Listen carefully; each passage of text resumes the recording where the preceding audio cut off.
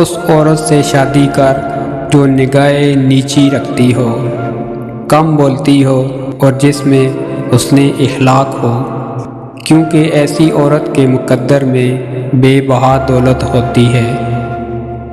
اس عورت سے شادی مت کر جس میں بے وقوفی اور جہلیت پائی جائے۔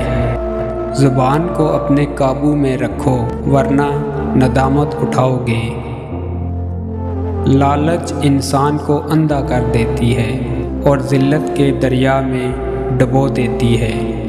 دولت مند بننا چاہتے ہو تو لوگوں سے اپنی امیدیں ختم کر دو۔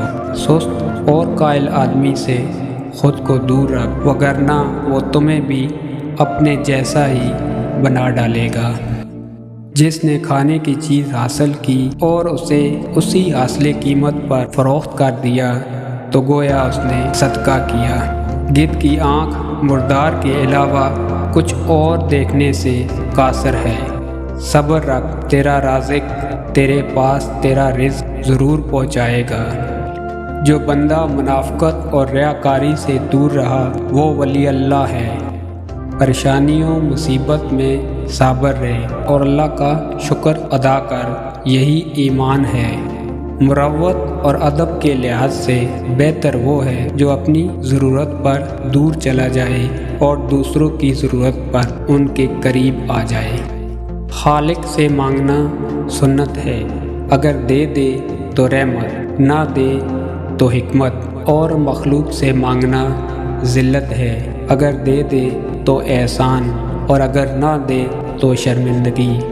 کسی سے دشمنی، دوستی، خوشی یا ناخوشی رکھو تو صرف اللہ کی رضا کے لیے ہی رکھو۔ چھوٹے کام حقیر مت سمجھ، کیونکہ چھوٹا کام ہی بڑے کام کرنے کا سبب بنتا ہے۔ جب کسی محفل میں جاؤ تو سلام کرو، اگر لوگ اللہ کے ذکر میں ہوں تو انتظار کرو، اگر کسی اور کے ذکر میں ہوں تو وہ محفل ہی چھوڑ دو۔ حکومت اور عورت کی محبت حد سے زیادہ مشکل ہے۔ جب ہماری تمنا کے پاؤں حاصل سے باہر نکل جائیں تو ہمیں سکون نہیں ملتا۔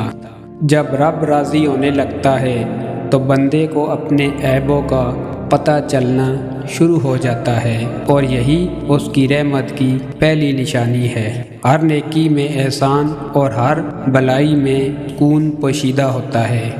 ہمیشہ شر سے دور رہے، کیونکہ شر سے ہی مزید شر پیدا ہوتا ہے۔